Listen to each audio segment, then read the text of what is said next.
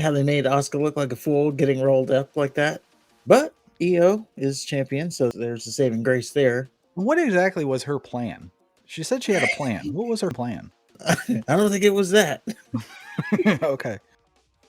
And that brings us to SummerSlam 2023 in Ford Field, Detroit, Michigan. And Kid Rock opened the show. And the only reason I wrote that down is so I can say that he looks far from kid these days. Yeah, he's just Rock now. He's just Rock. And he's still living off the Ba What the Ba song. He doesn't have anything new he could have played. Well, first, I mean, when they announced that Kid Rock was going to do a performance, first of all, everybody was, oh, you got. He didn't do a performance, right? He just opened the show. Right. The rumor was that he was going to do a performance or something, like they've done with the bigger pay-per-views. Uh-huh. And everybody was, oh, so you take the women off the show, but you got time for Kid Rock. And the funny thing is, the whole time I thought, what performance? Like, you go out there, you do Ba with the Ba, and you get off the stage. Like, what else are you going to do? You going to go out there and sing Summertime or Cowboy? No one wants to hear that. They just American Badass. No, you don't want to hear any of that. You just go out there, you hit Ba with the Ba, and then you get off the stage. I don't know. I think American Badass would be good. That was Undertaker's song. Yeah, it was a good song. But come on. I am an American Badass. I did forget about that one when I was on my thing about, well, you just go out there, you do your one song. Yeah. Don't be trying to do Cowboy. Although I do like All Summer Long, but only because of at the end when he screams. So yeah, that was Kid Rock. And Picture was a good one too, but you'd have to have Sheryl Crow out there with it. Right. And for the record, any Kid Rock song would be better than Becky Lynch and Trish Stratus. Sorry. So starting off the night, we have Logan Paul and Ricochet. That surprised the piss out of me. I thought it was going to be the Battle Royal. The whole reason behind that is because Logan Paul's brother, I think we talked about that. Maybe we didn't. Logan Paul's brother, he's fighting Nate Diaz, which he won, by the way. And Logan Paul Diaz won? No, Jake Paul won. But Logan Paul wanted to make it to that fight, so he had to be the first of the night so he can get on a jet and make it to Dallas. I don't know if he made it or not. I'm sure he did. I'm sure they had that all timed out. But anyway, back to wrestling. So we got Logan Paul versus was first. Logan Paul versus Ricochet. So Paul did a neck breaker on the apron to Ricochet, and it looked brutal as fuck. Ricochet's neck just bounced right off of it. It was great. Corey Graves said that Logan Paul might be leaving tonight with 2 fiancées, suggesting that his fiancée will leave with him, and then Ricochet's fiancée will be so smitten by his win that he'll just leave with him as well, and then they'll just have dirty, sweaty sex. Logan Paul does a running power slam, and then they mentioned Braun Strowman, which kind of made me a little worried. Like, are they going to do Logan Paul and Braun Strowman at some point? Ooh, I don't know about that match. I don't either. I don't know how you make that believable. You don't. I don't know how you swing that to be believable. You just don't, but it's awful if that's where they're going.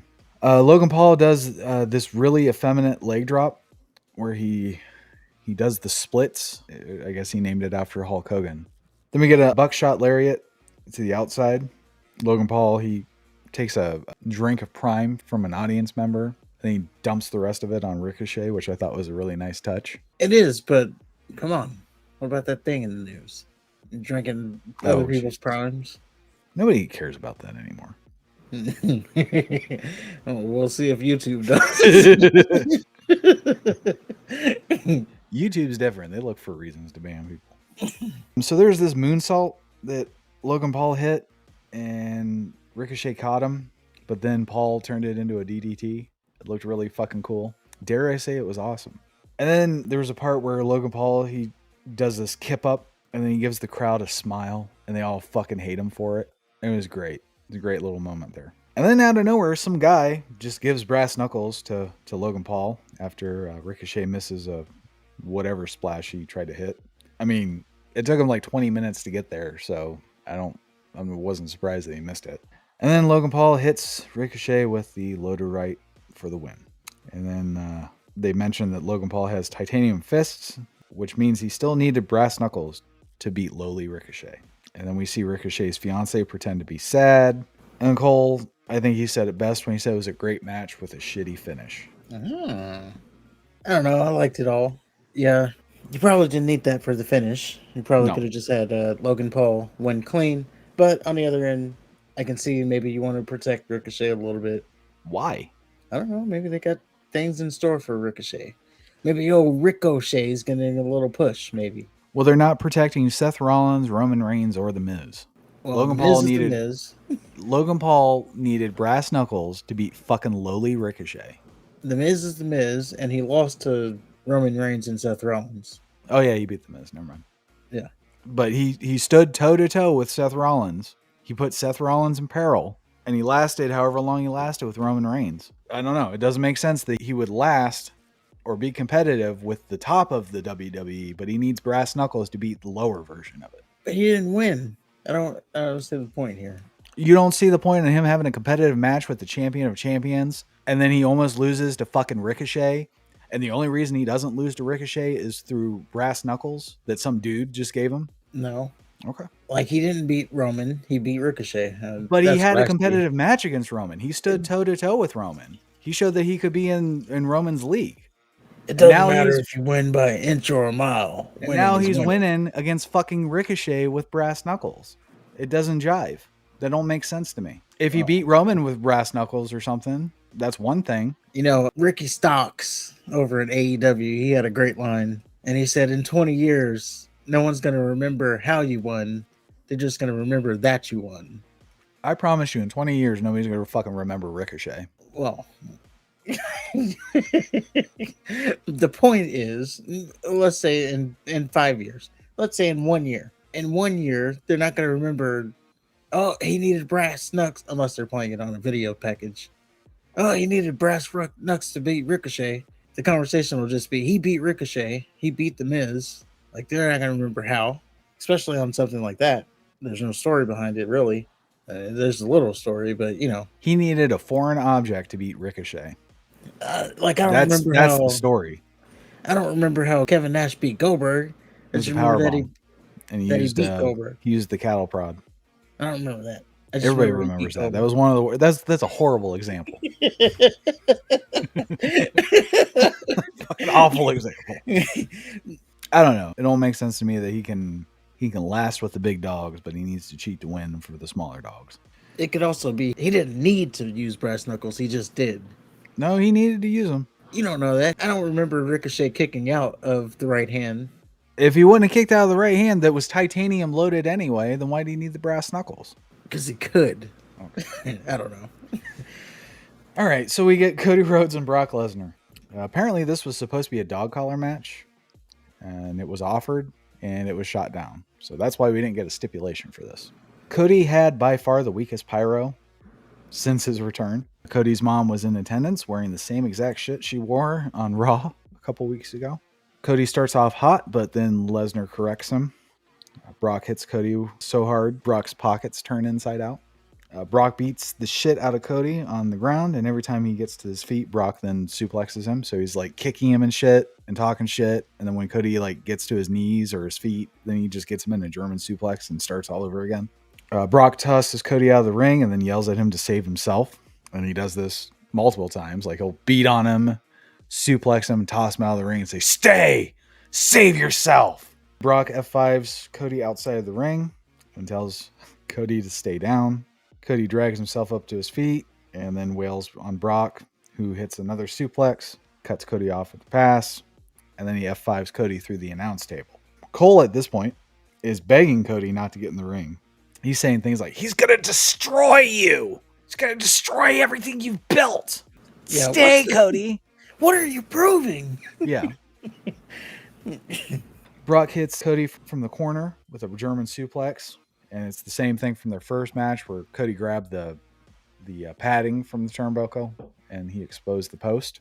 There's a spot where Cody hit Brock with the stairs, which I guess that means this isn't a DQ match. Well, that caused a lot of controversy because, like, why was that not a DQ? And Right. don't say the ref didn't see it because he was looking dead at him. He looked at Brock Lesnar kick the stairs from Cody's hands. Then he watched them fight a little bit, and then he watched Cody hit him with the steel steps. There's no fucking referee didn't see shit. Yeah. So everybody is questioning why was that not a DQ? It should have been. It made absolutely no sense. And in fact, that was like the one thing in this match that was just like, ugh. After Cody doesn't get DQ'd, he hits 2 Cody cutters on Brock, who kicks out. Cody then goes for the crossroads. Brock turns that into a Kimura. Rhodes dramatically gets to the ropes. So now rules mean something. Then Brock goes for another F5. And then Cody shoves Brock into the exposed turnbuckle. And then he locks Brock into the Kimura lock of his own. And it was very sloppy. It's like Cody's not an MMA fighter. Yeah, something like that. So then to get out of the Kimura lock, Brock just picks Cody up and slams him with no arms, which Jesus. I've never seen anybody slam somebody with no arms before, but Brock sure shit did. That wasn't even the best of his feat. There was a moment when he was beating up Cody. It wasn't even a wrestling move. He just like picked him up and threw him over. Was it the power bomb? No, not the power bomb. He did kind of. He just he did a power bomb and then he just threw him over his head. Yeah. Like he's just throwing him around. And Cody was great. He looked like he was just really out of it. Yeah. And his side was all scraped up to shit. So Cody has the Kimura, Brock slams him, and then Brock goes for another F5, but Cody counters it into 3 crossroads, and he wins. And then we see Brock's torn shorts, and they gave us a nice little crotch shot. And I gotta say, this is probably like the weakest of all of their matches. Something about this match just left me, I don't know, wanting more. Then Brock and Cody have a stare down, handshake, arm raise thing at the end. Brock dramatically takes off his gloves. Cody's like, please, this is over. Then they touch foreheads and shake hands, and Brock raises his arm. And yeah, Cody won the story, I guess. Yeah, and he finally got respect from Brock Lesnar. Yeah. No shenanigans. Just straight shake my hand. Yeah, the only shenanigans were with steel steps earlier. So yeah, that was Brock and Cody. So after that, we get the Slim Jim Battle Royale. Earlier, we learned that Sheamus arrived, not drove, into a monster truck. Miz got a brief entrance. LA Knight gets a full entrance. AJ Styles gets a full entrance. Everybody else is in the ring already. MVP interrupts, and then he introduces Omos. Omos eliminates Apollo Crews and JD McDougal immediately. Then he eliminates Rick Boogs. All 3 of the brutes do the beats of the Dum Dum on Omos. And that's why I fucking hate Battle Royals. Otis is eliminated by Imperium. Gable's eliminated by Vinci. Ciampa eliminates the Viking Raiders, both of them. Ciampa eliminates Shinsuke. And then Reed eliminates Ciampa. And then Theory, for some reason, is in this fucking match. He eliminates the Crippler and Grimes. Escobar eliminates Theory. Why is he in the match? Theory or Escobar? Both of them. Really, both of them. Both of them. What the fuck? Why is a champion in a battle royal? United States champion is in a battle royal, and he's an afterthought. He didn't even get an entrance. No, awful. So yeah, Escobar eliminates Theory. Cross eliminates Escobar. Gable eliminates Kaiser. Omos eliminates Riddle, who is in pigtails, and he eliminates Mouthpiece McFingerbang at the same time. Everyone eliminates Omos. Knight eliminates Miz. Sheamus eliminates Waller. Styles eliminates Cross. Reed eliminates Gable. Knight eliminates Reed. Sheamus eliminates Styles with help from Cross, who says this isn't fucking over. So that's great. Can't wait for that AJ Styles and Karrion Kross match. Yeah. Great. Feud of the year. And then, yeah, we get a People's Yabo to Sheamus. And then Knight wins after a top rope overhead suplex. I think it was a belly to belly. And the yeah movement is here. So finally, Knight wins something. What he won, don't know. Yeah. Probably just a battle royale. What was that battle royal for? That's the question. I do know, like, on SmackDown and Raw, everybody was pimping it. Like, oh, greatest battle royal ever. But there's no stakes. Night 1, but does that mean anything? Are they going to do something with him finally? Well, they would say this is the start of the movement officially as the WWE. Now, I say it's already been here. Just For a while. Look at the clues. It's already WWE's already been pushing LA Knight. You just haven't seen it. Hasn't They got translated him on the into, commercials. They got him, huh? It hasn't been translating into wins. I think that would be the main gripe. Is LA Knight, yeah, he's getting featured and stuff, but like thus far he's just been a loser. Yeah. And he won on SmackDown too. He did win on SmackDown, yeah. Oh, but they're already well, I already talked about the botch thing. So already people are starting to turn on him. 1, for the botch, so he can't wrestle. Number 2, because get this. this really happened, by the way. Number 2, he and WWE are sexist because they pulled Becky Lynch and Trish Stratus off the card so that LA Knight can get his moment in a stupid worthless battle royal. So he is sexist. I would watch 100 worthless battle royals over fucking Trish Stratus and Becky Lynch. Like, people are really in their feelers about that. I don't understand. I don't understand that at all. Like, you're really invested that hard in this feud. Becky Lynch and Trish Stratus? Really? Like, what part of this feud is just got you? Oh, I need to see the conclusion of this. What happens next week with Becky Lynch and Trish Stratus? Yeah. And if that's the case, that should be the highest rated segment of Raw. When they look at the little segment by segment, that should be high above everything. Oh, because I got to see the finish to that story. Something tells me that Becky's incoherent screaming and Trish Stratus's Canadian boredom just does not move that many people. Just a vocal minority. Yes. But those minority are idiots. Yes, they are. Okay, so we have Shayna Baszler versus Ronda Rousey in an MMA rules match. Oh, my nipples were hard when they said that, by the way. Really? When on Raw, when they said it's going to be an MMA rules fight. Not a match, an MMA rules fight. It's like, do you want to know what makes my nipples hard? Okay. When I'm the first one in the community to say something and then it happens. That's what my nipples got. I think you were so hard. Weren't you pushing for the fight pit, though? This doesn't really count. Hey, don't try to take it away. I want to see Daniel Cormier's overweight ass. Boy, that guy let himself go. Sure did. Well, he was always kind of pudgy. Not that pudgy. It was like those pants were barely getting it done. He was testing. He was really testing the durability of those threads on those pants. Yeah. So yeah, the MMA rules didn't do anything for me. If anything, it made me less interested because I know how WWE is. And whenever they do stupid shit like this, it usually turns out to be shit. I would say, well, I did call for this, by the way. And then when the match actually happened, I was like, maybe that wasn't a good idea. Yeah. This isn't translating. I will say that I said a couple weeks ago that I was really fucking excited about this match. And when it ended, my God, I've never experienced so much regret in my life. Yeah. I mean, it just didn't hit. There was great spots in the match.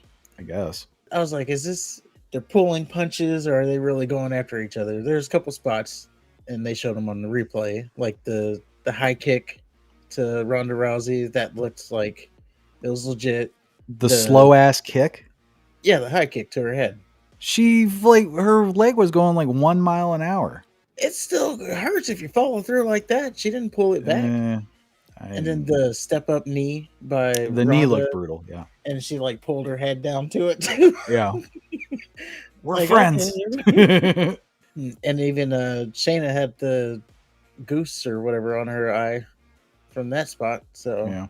But yeah, the crowd, they're chanting, "This is boring." Oh, it was awful. Well, and Rousey was the only one dressed as an MMA fighter. Baszler came out as a wrestler.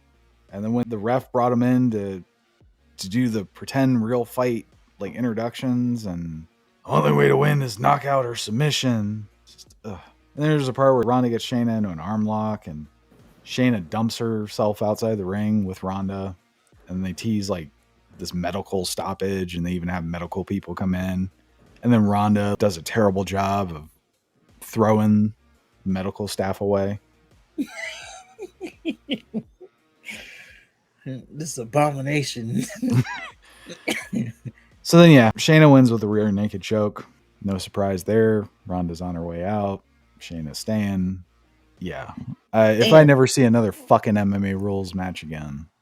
Well, you It'll be can't too do soon. it with ring ropes. If you're gonna do it, you have to take it out of the wrestling ring and do it in a fight pit or an A locker octagon. room. Even though octagon is kind of pushing it, obviously the crowd is a wrestling crowd. They're not a UFC crowd, so they didn't give a shit about the match. And yeah, it just didn't land. I No. felt bad for them, honestly, because this had such a great build with the video package thing. They See, were doing it as a fight, like I said they should. I thought it was doomed when they did the middle of the feud heel turn where Ronda all of a sudden played the heel and Shayna was the face. But Ronda's the one with the issue. I don't know. Yeah, But what just didn't land. No, not at all. Next, we have Gunther versus Drew McIntyre for the Intercontinental Championship.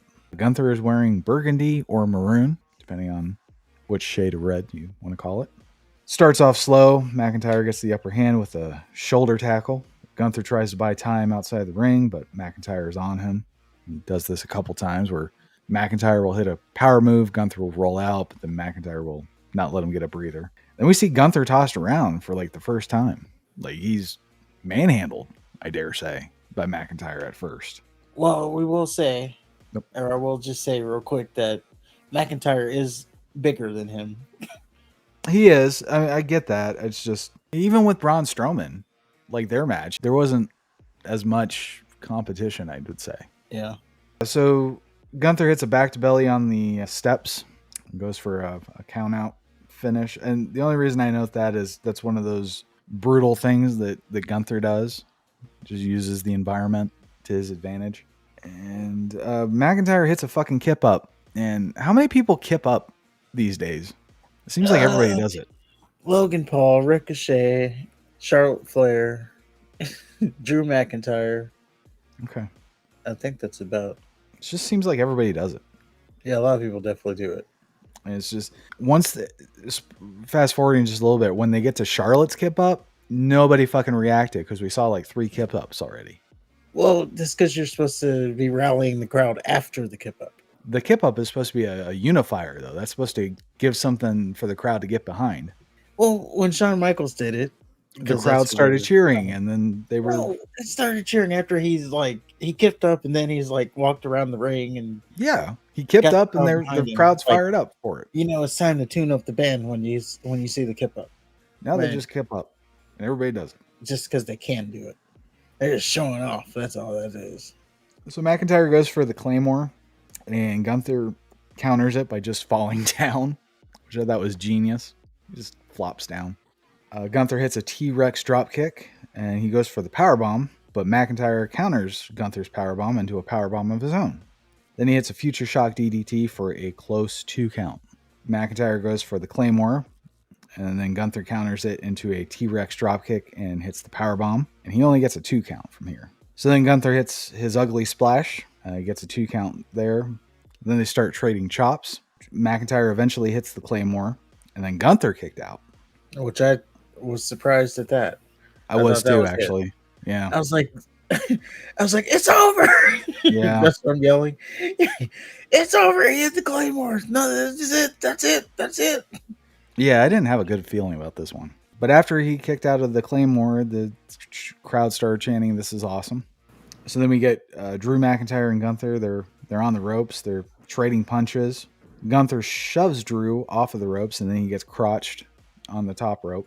Then Gunther hits his ugly splash again. He gets McIntyre in a short arm clothesline, and then he hits a powerbomb for the win. And still, your Intercontinental Champion, Gunther, the reign general. I will say I like when Gunther does the I like to call it going into second gear. Like as soon as McIntyre gets crotched, he's strung together the splash, the clothesline, the power bomb. I like when he does that. It goes into the next gear and just He doesn't strings just all. go into one thing. Hits a flurry of things and Yeah, then gets flurry the of win. power moves, Yeah. and then that's how he wins. He doesn't just like go for the splash and then gets the kick out and he's shocked. I will say, I think this might be so far the least favorite Gunther match I've ever seen. And I don't know if it's because of McIntyre. I don't know if they just had a bad night. It's just, I don't know. Something seemed off. It kind of left me wanting. Okay, I didn't mind it. That was Okay. pretty good. All right. So moving on, we have Balor versus Seth Rollins. Finn Balor takes off his little robe and he has 7 written on his shoulder like a little goth girl. And Becky not having a match tonight because of the Battle Royale. She was gracious enough to lend Seth a pair of her pants. And then And Balor Jack. and jacket. So Balor starts off by attacking Rollins. He attacks Rollins' left arm. Oh wait, Yep. Go ahead. wait. Rollins under the Becky Lynch jacket, he had on the vest that he wore 7 years ago when he injured Finn Balor. So that was a nice little attention to detail, I would say. So Balor targets Rollins' left arm. It didn't really play a part in the rest of the match, so I don't know why they went for this injury. Rollins finally regains control. He grabs Balor by the beard and starts repeatedly headbutting him, which is a genius way to get an advantage in a fight. Rollins hits 3 dives, and Balor took all 3 of them like a stupid ass. Like, seriously, you have one person jumping on you. Like, how many times do you got to get jumped on before you move out of the way? And then after the dives, Rollins hits a pedigree, and that gets a 2 count. And at this point, Damian Priest comes out. They fight a little bit more, and then the rest of the Judgment Day end up coming out. And then Balor ends up hitting a pedigree on Seth Rollins for a 2 count. And then since Priest is out, they have to incorporate the briefcase. So Priest tries to hand Balor the briefcase, and Balor wants to stick with their original plan of whatever it was that they're doing. Beating him clean, I guess. I don't know. So then Rollins used the distraction to hit a curb stomp, but that only gets a 2 count. So then we get somebody kicking out of the curb stomp. I guess it's supposed to mean something. And then Balor hits the coup de grace for a 2 count. And then there's a moment where Priest throws the briefcase into the ring, distracts the referee, and Seth Rollins, using that, manages to curb stomp Balor into the briefcase for the win. Does that about sum it up? Yeah, he did. Is Finn Balor not the dumbest person on the world right now? Well, I don't know. I like the match much better than their Money in the Bank match. And yeah, it just didn't make sense that he didn't want the briefcase when Damien was going to give him the briefcase. And then, a few minutes later, he wants it now. Yeah. So Just that dumb. was a little weird. And then, Priest, he slides it into the ring. Finn is in the middle of the ring. He slides it into the corner. So he didn't really give it to him. So Finn now has to crawl over to get the briefcase as Priest is distracting the ref. And then Rollins uses that moment to stomp him on the briefcase. So there's just a miscommunication there. I thought Priest was going to cash in and take it from Finn. I really thought that was happening. So right after he hits the coup de grace and Priest slides the case into the ring, I thought, oh, maybe he cashes in here. And then that, I don't know what I was thinking. All right. But miscommunication from the Judgment Day. Seth Rollins leaves as champion. So now they're going back to that stupid split thing. Because now Finn and Damian are going to have an issue. Yep. Or they're going to go for a third Balor Rollins thing. I thought this was the third one. This was the second one. Payback. Well, second one in this run. So they had Money in the Bank, SummerSlam, and then maybe they go Payback because, he cost me the title. Now we have to add a stipulation. I hope not. I don't know. Based off that match, outside of the logic gaps, I thought it was a pretty good match. Much better. It was up there for match of the night, I would say. I don't know. I find both of them dull and boring. So There you I go. can't, I can't for that reason I can't give it the match of the night, even consider it. Like There the you go. match itself was just there. I personally didn't think it was any different than their other matches. Sure, they had callbacks to stuff, but that's all it was. Like the match itself, the wrestling was not different or exciting or anything. There you go. All right, so we have Charlotte Flair versus Bianca Belair versus Asuka for the women's championship. And for some reason, they have the champion, Asuka, come out second, giving the non-title holder, Bianca Belair, the prime spot. Bianca Belair has blonde hair now, or at least a blonde ponytail. So her I'm fake not hair thinking that is, was her natural hair. I know, What kind of animal is that from? it's Probably a horse. Nutria. No animals were harmed during the making of this video. I guess I have to say that. Sure, why not? So Charlotte at one point stops mid-match to have the ref fix her shirt. I know that was the only thing I was excited about. I was like, "Oh, wardrobe malfunction." Even though I've already seen Charlotte, and it didn't really do it Ugh, for me. ugh, ugh. I told you she confuses me. When I see her with her clothes on, I see her on the yacht looking good, and then I can't. if she was all naked, it'd be like, oh, I remember why I don't. I can't get past her fake face. No, I don't look at her face. So, Oh, I do. but yeah, we almost had a moment. Charlotte's little flipping clothesline thing. You know that thing where she does the somersault, where you said it was almost like a buckshot lariat. Yeah. It's slow. It's awkward. The person receiving it has plenty of time to get out of the way. And Well, all it what does, about what about they were in the corner while she's over here having a wardrobe it was a wardrobe malfunction. oh She yeah, that just was didn't dumb. get the nip slip. And then she still had time to hit her little Yeah, Asuka got flipping her. clothesline. Asuka got Bianca in the Asuka lock, and yeah, still did the stupid clothesline. Like abandon the spot at that point. Right. If you're gonna stop the fucking match to get your shit buckled, yeah, you move on to the next spot. Yeah, I agree with you. There was too many double moves where like one of them would put both women like in a line and then do a splash on both of them, or they would both reverse it. I thought that was stupid and overplayed. Belair, she got dumped outside and she hit the ring steps and it sounded really brutal and she screamed and cried and they made it seem like she was done. They were all like, oh, well, let's focus on the other two. No disrespect to Bianca, but we got a match to call. Yeah, they got the refs out there, the medics. So then Charlotte gets Asuka into the figure eight, and Belair drags herself back to hit a 450 splash. And if By the way, she just she just blew her knee to smithereens, yeah, which is why she was out of the match. yeah, but And she now she drug came back. herself back to climb on the ropes to do a 450 splash. Yeah, the most knee heavy move you can do. Yeah, Like, I, yeah. they're not even trying. I was like, out of all the moves to do to come back to from an injury you're selling, you do like the most athletic move you can do. There were geeks online talking about, oh, what a heroic move by Bianca Belair. She did the 450 off one leg. Like, oh my god, what are Okay. you talking about? Get off the internet. You're done. You're done. No more from you. Yeah, so if I could, I would have hit Bianca with a fucking semi truck right then and there. But it gets better. So after Bianca hits the 450 splash onto Charlotte, Asuka then goes for a head kick onto Bianca. Bianca ducks the. Well, she doesn't duck. She just leans back, and she turns that into a schoolboy, and she fucking wins. Yep. So we have this one-legged fuck with fake hair coming out, doing a 450 splash on her fucking injured knee, and then she wins with a schoolboy. Yes.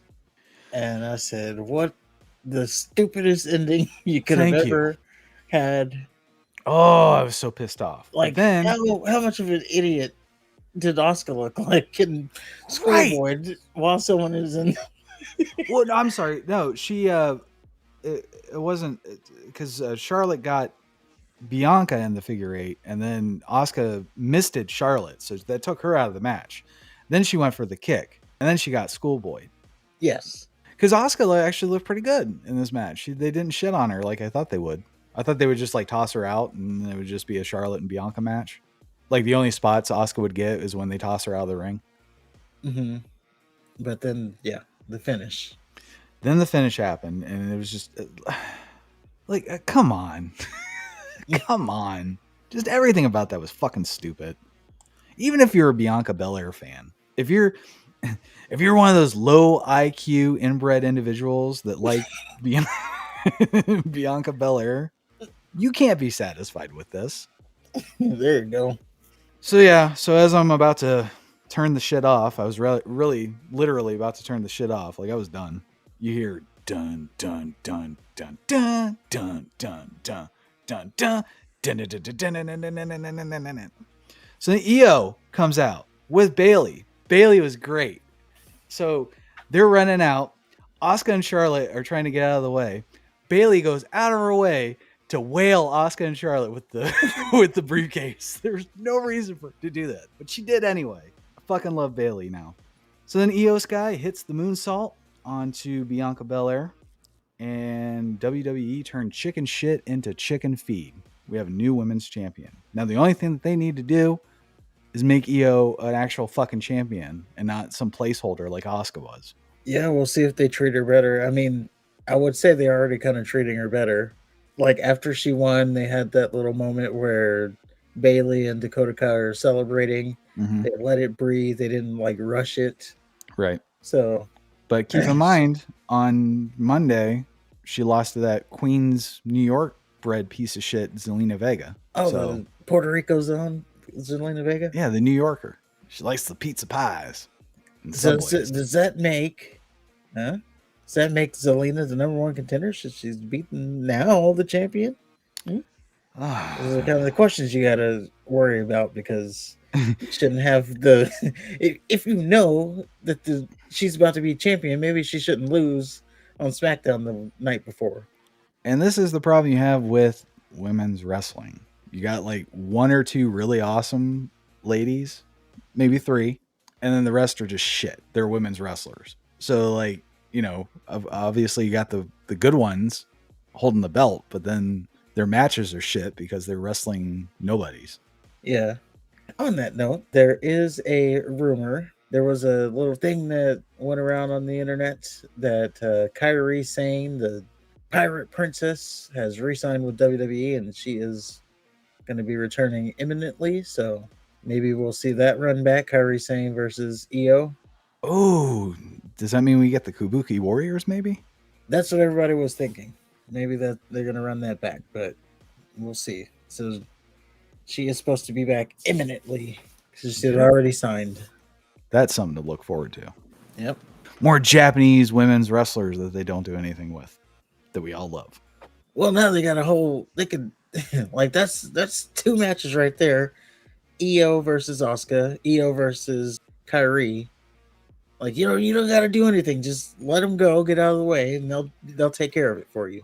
It'd be nice to see that insane elbow once again. I watched a video clip of her doing the insane elbow. Like, someone put a little compilation together. Yeah. I didn't appreciate it as much, when she was around, but seeing that compilation, it made me appreciate it a lot more. I was doing something where I had to watch a bunch of... I didn't have to, but I watched a bunch of their stuff, and yeah, I'm a fan. I wish that they would have all like the Japanese wrestlers get together and do like a Yakuza thing. Yeah, get Shinsuke in there. Yeah, Shinsuke, Tozawa. Well, I mean, he can be the driver. Or they could do, what was it? Kai-en-tai or hentai? What was it? What was that? Oriental Kai-en-tai. Kai-en-tai, there you go. Yeah. What is Kentai? Anyway, I don't know. Don't answer that. Because I feel like that's not... I feel like that's not a conversation for, Probably right now, not. or ever. So yeah, Io's our champion, and congratulations, Io Sky. She saved the segment, and hopefully they book her to the moon. And finally, We are a main event of the evening. Jey Uso versus Roman Reigns in tribal combat for the WWE Undisputed Universal Championship and placeholder as tribal chief for the Lalo family. And why? Okay. Out there. So Jay comes out. He has a slightly more girly necklace than Roman does. Roman just has one belt now. I think he had one belt last week. Then they finally mentioned that Jay has faced Roman before, which was nice. I don't think they've done that up to this point. Roman walks over to Jay and he says, "I'll give you this necklace if you win. Not him, but me. I'll give you this necklace." Yeah, that was a great little touch because the ref was trying to take it, and Paul Heyman's like, "What do you want me to do?" He's looking at Roman. "What do you want me to do?" So we start off with Roman being the stronger of the two, of course, and he maintains most of the control for the beginning of the match. Jay finally gets a flurry of punches in on his own, and then he hits a dive on Roman. The crowd starts chanting for a table, and Jay quickly obliges. Jay talks shit with Heyman, and then Roman gets back on the offensive. Jay tries to dive on Roman, but he gets hit with a kendo stick. Roman then lets loose with the kendo stick, and then he does a Superman punch. And I can't believe that this motherfucker still cocks his arm for the goddamn Superman punch. And he also shakes his hair. Yeah, I can't believe he still does that. You don't like the cock? No, that's just like day one shit. I don't know. It's just really fucking dumb. Jay counters a Superman punch with a kendo stick. He then beats the shit out of Roman with the kendo stick. Jay hits another dive onto Roman. Roman counters an Uso splash with a Superman punch. It was actually pretty impressive. Jay counters a spear into a schoolboy, because we got to have at least one of those per match. Roman kicks out, and then Jay hits a super kick and an Uso splash, which he gets a 2 count for. So then Jay goes to grab a chair. Jay hits Roman with the chair, and as he hits Roman with the chair, Heyman is screaming in pain. And the whole time, like, periodically, Jay would, like, look at Paul, and Paul would, he's your family. You grow up together. And then Roman, he's crawling on his hands and knees, and Jay hits him with a chair, and you just hear, ah! Yep, never a dull moment with Paul Heyman. So then Jay grabs a bunch of chairs. Jay tries to suplex Roman into the pile of chairs that he created. Roman blocks it. Jay then hits an enziguri and then tries the superplex again, which Roman counters into a powerbomb into the chairs. Which the funny thing about that is before Jay landed, he goes, "No, Oos!" Roman ignores the table that Jay already set up, and he goes under the ring to get a new table. And then he sets the table he brought out into the corner. Jay tries a running something, but Roman catches him. Then Jay counters that into a ring apron standoff. I don't know what else to call it. And they're both trading punches. Jay tries to lift Roman for a Samoan fall, and he fails. And then he tries a second time, and he gets it. Samoan drop onto the table. And this is the original table that Jay set up, not the new one that Roman set up. So had Roman picked that one up, he would have just landed on the floor. So good job. Yep. So then Jay grabs a leather strap. It may have been the one that they were going to use for Brock and Cody. Who knows? And he starts whipping Roman with it. At this point, you see Roman's arm is bleeding. I don't know. It was probably the table spot. Yeah, I think it was the table spot. Roman tries to escape through the crowd. Jay follows. And there's somebody in the crowd that was great. He was like, "Do it for Jimmy. No, Solo. Come on, Jay, get him. You're the new tribal chief." Whoever that guy was, he deserves something. Give him a free t-shirt. For that brief 10 seconds, that was probably the most entertaining part of the match for me. So then Jay is about to put Roman Reigns through another table out in the no man's land. And then Solo comes out, and he hits Jay. I thought he hit Roman at first, but no, he hit Jay. Then Solo rock bottoms Jay through the table, and Solo starts to drag Jay to the ring, and then he realizes it's going to take a really fucking long time to do that, so then he just picks him up. and carries him. Yeah, that was a long drag. Yeah.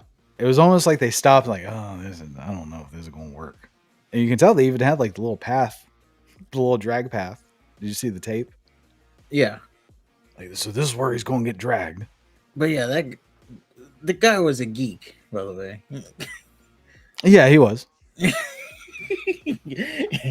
I tried to let it go, but he was a geek. Yeah, he was. He's probably Stephen Fall. He's definitely one of those people that probably had Taco Bell for dinner and just went to bed alone. Yeah.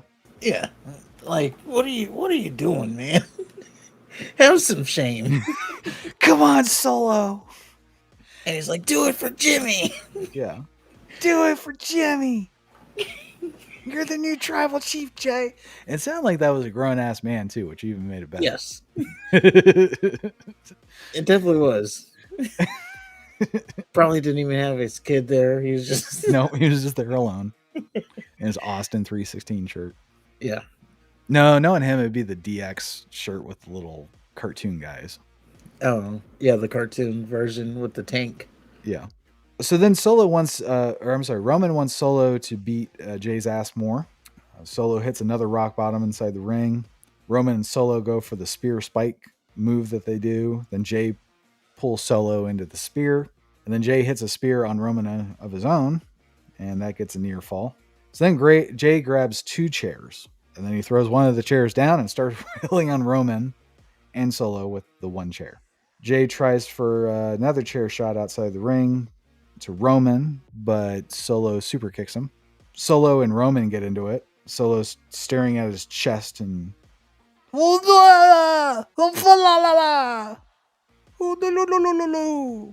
then Roman is answering him in calm English. And as Roman's distracted, Jay spears him through the barricade. And then Solo and Jay get into it. Solo tries to rock bottom Jay through the announce table, and then Jay counters it into a super kick. And then he hits a splash onto Solo through the announce table. So Solo's out. Jay gets in the ring. He hits a spear on Roman. And then he hits another Uso splash. And this is it. Goes for the cover. 1, 2. And then you just see the ref disappear. And then you see this fucker in a hoodie in an Old West bandana. And he dramatically takes the hoodie off. And then he dramatically lowers the Wild West bandana. It's Jimmy fucking Uso. Jimmy's the one that pulled the ref out. Jimmy stopped the count. Jay's beside himself. He doesn't know what to think. He gets on his knees and he's looking at Jimmy confused and he's like, why? Jimmy doesn't say shit. In fact, the only thing that you can hear is fuck you, Jimmy, from the crowd. Yep. And Jimmy raises his head a little bit and then he super kicks Jay. And then he tosses Jay back in the ring to feed to Roman.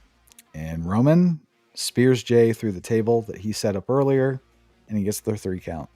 And Roman is still your undisputed Universal WWE champion.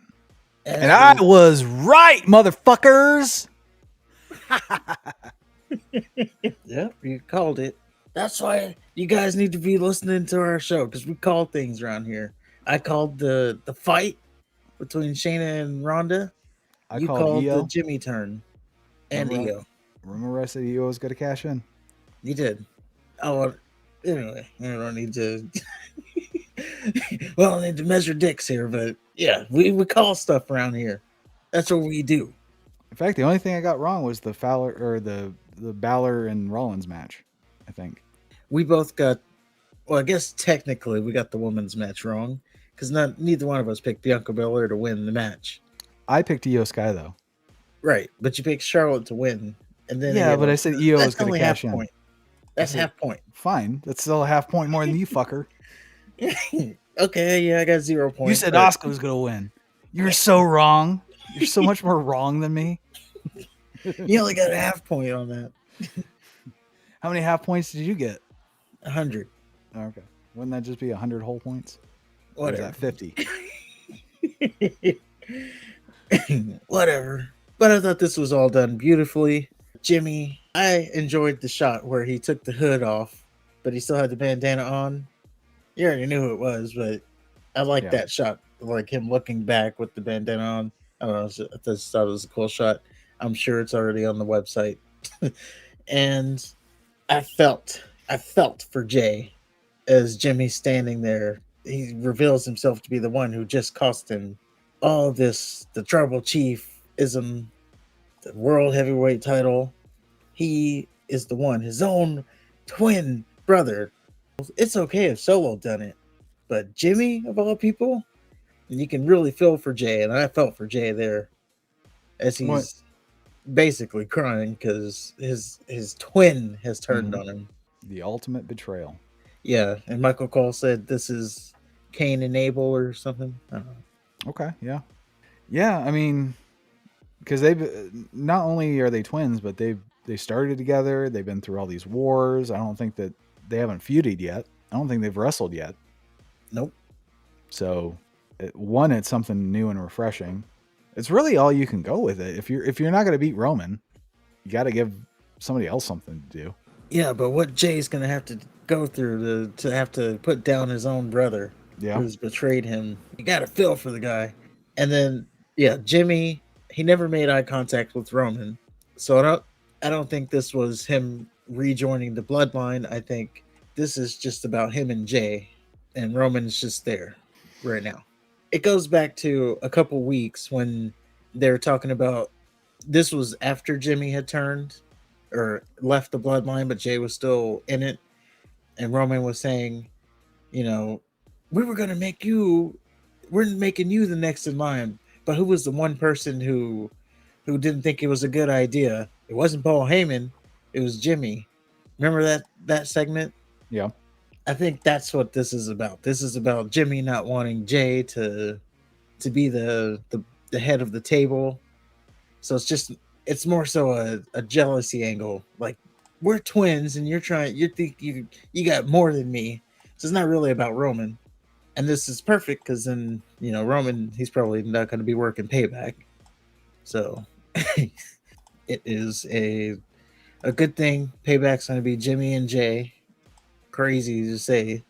Yeah, it's just all a beautiful thing. Oh, it's crazy to say if you're not me. Because you were right. That's why. Yeah, of course. That's the only reason. I got one right this year. So now you're gonna have to hear me be an insufferable dick until the next pay-per-view. Well, we will see what happens on the next pay-per-view. We got Payback coming up. Again, you guys try to get us to that 500 subscriber mark by Payback. Don't be failures again. Hit the like button. Hit the comments. Let us know what your match of the night was. Let us know how much you hated the Ronda and Shayna match. And how stupid the Bianca Bel-Air victory was. How they made Asuka look like a fool getting rolled up like that. But EO is champion, so there's a saving grace there. What exactly was her plan? She said she had a plan. What was her fucking plan? I don't think it was that. Okay. It couldn't have been that. All right. I thought with Kairi Sane coming back, they thought that was the plan. But apparently that wasn't the plan. Okay. But that does it for our SummerSlam, right? Yep, does. Does it for our SummerSlam review. And did you have anything else? I did not, no. All right, well, Just if you that I was right. I there was you go. fucking right. And if you disagree with anything, let's bask in my rightness. Bask in it. Bask in it. drink it in, man. Are you gonna be like Seth Rollins? Yes. Just standing there with your eyes closed. And I'll have to tell you because obviously you can't see me. Stop talking. My arms out. Yeah. Okay, they're down now. You can start talking. Well, you gotta leave it there for 5 minutes. But on that note, if you disagree with anything, let us know in the comments. If you agree with anything, let us know in the comments. Don't forget, again, to hit the like button, hit the subscribe button, get us to 500. Follow us on all the social medias, X, TikTok, Instagram, I guess. Threads, if it's still a thing. That 1 week that everybody used Threads. I made a TikTok so I could make a thread. And now Threads is like, no one uses it anymore, and it's just a week old. Is that the Twitter thing? Yeah. Okay. And then, yeah, Twitter is X, and then there's Threads, which is Instagram's version of Twitter. Okay. And yeah, it'll all be in the comments below. But until then, and until next time,